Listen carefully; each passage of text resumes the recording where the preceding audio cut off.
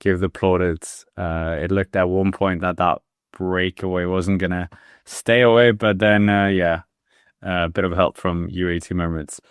What do you make of Decathlon AG2R's Giro tie? I mean, this must be a saving grace for them. Yeah, absolutely. I think their team was very orientated towards the sprints with Sam Bennett, who, no offense, I haven't really seen head or tail of in the sprints. They lost Bouchard on the first stage in that crash where Landa also DNF'd. So pretty much Prudhomme has been their only card, I suppose, for the mountain breakaways. And he has been trying, and now he kind of gets his just rewards for that. I guess Dries de Bont has also been in the breakaway trying to fight for some intermediate sprint competition, I think, against Pedersen. I'm not even sure which sub-classification of, classification that is, but there's some intermediate sprint thing. So de Bont's been doing that, but yeah, generally Decathlon hasn't had that much out of a race. So it's really great that they finally, stage 19, better late than never, get their stage win. Yeah, that's true. What do you make of, well, there were so many things happening in terms of the GC before kind of their attacks happening in terms of the team's pacing.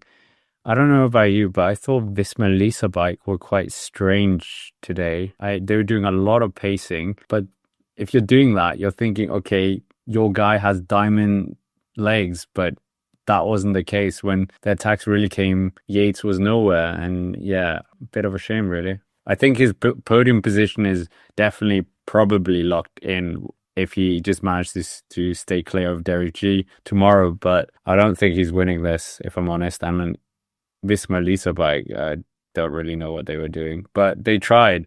We have to say that. Yeah, I'm not really sure they knew what they were doing. I swear, even on the commentary, I think like Adam Blythe went up to them on his like motorbike, and he was like, "What's the plan?" And I swear they even said like, we don't really know, basically, and it's just like the legs will be how the legs will be later on. So I'm not sure what their plan was. They got riders in the break, and like Bart Lemon was looking fantastic today, and he did some really strong pulls. But yeah, it was a bit strange, I admit. I guess you sort of have to try something on such a difficult day, but you could say, the terrain and the fact that UE had multiple riders, it just wasn't, like the final category 2 wasn't that hard, so it wasn't that enticing for attacks, but saying that Carapaz made it work.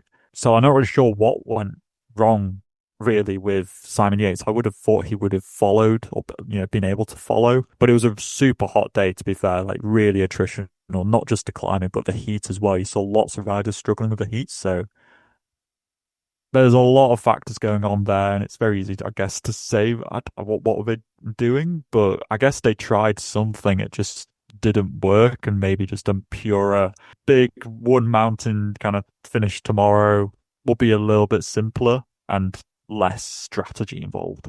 Yeah, for sure. And it is a shame that Kelderman and Kruijswijk aren't like peak Kelderman and Kruijswijk, because I think they would be ripping up the race if that was the case. But I mean, UAT members, Isaac Del Toro, do you think Isaac Del Toro has won the Giro now? No, I don't think he's. No, I think Carapaz is looking super dangerous.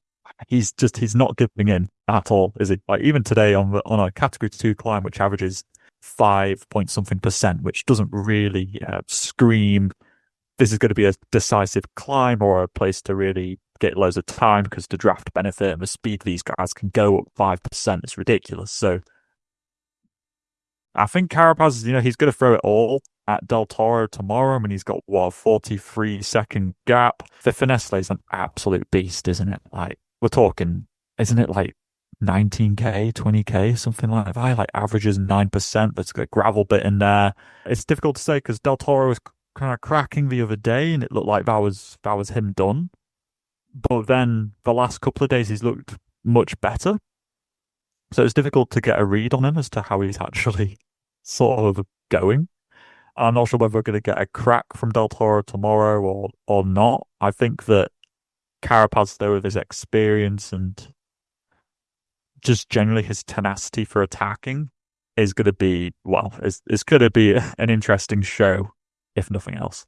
Yeah, we saw, well, I don't know if you want to talk about Tom Pidcock, but the wheels came off a bit from the GC again and match Yeah, four. So it's a bad day for Yorkshire. I know it's a really bad day. I'm very upset.